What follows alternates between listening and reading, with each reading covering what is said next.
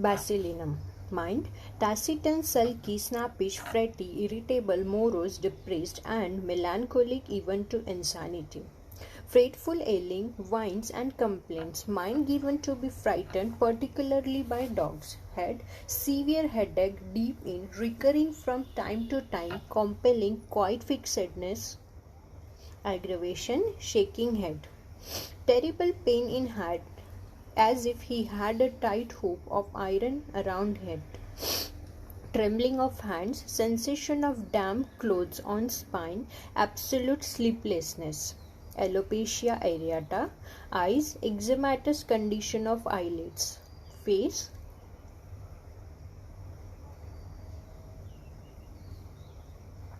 indolent, angry pimples on one cheek breaking out from time to time and persisting for many weeks.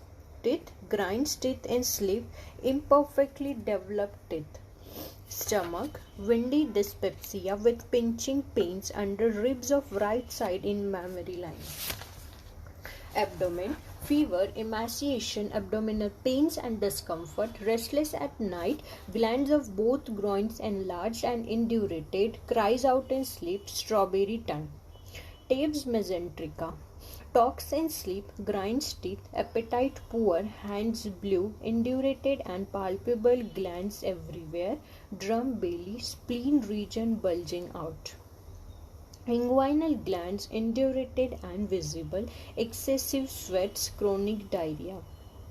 Stool and anus, obstinate constipation, passes much ill-smelling flatus, stitch-like pain through piles. Urinary organs: increased quantity of urine, pale with white sediment, has to rise several times in night to urinate. Respiratory organs: hard cough, shaking patient more during sleep, but it did not waken him. Single cough on rising from bed in morning. Cough waking him in night, easy expectoration, sharp pain in precordial region arresting breathing. Very sharp pain in left scapula, which aggravates lying down in bed at night and ameliorates by warmth. Neck and back: glands of neck enlarged and tender. Lower limbs: tubercular inflammation of knee, emissions in early morning without any bad effects. Respiratory: cough from irritation in suprasternal fossa, increase of respiratory movements, soon followed by suffocation and death from paralysis of medulla and pneumogastric.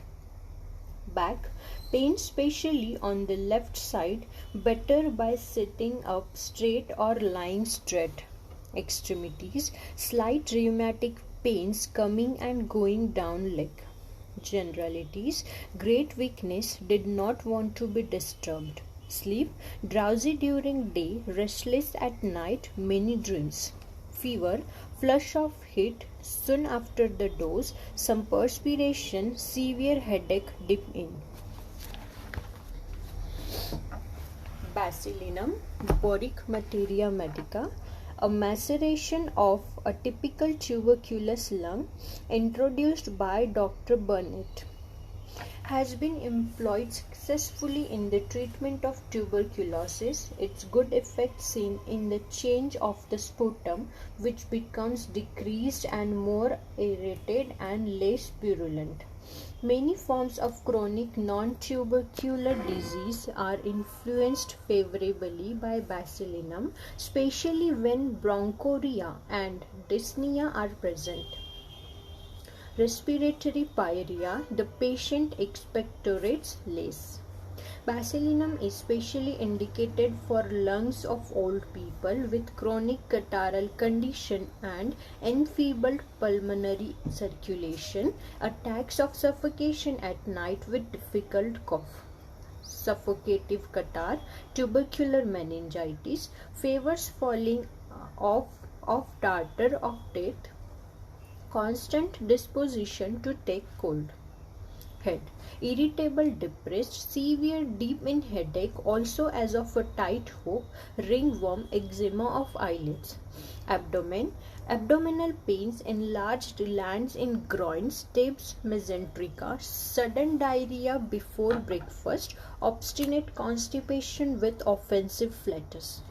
Respiratory. Operation, catarrhal dyspnea, humid asthma, bubbling rills and mucopurulent expectoration.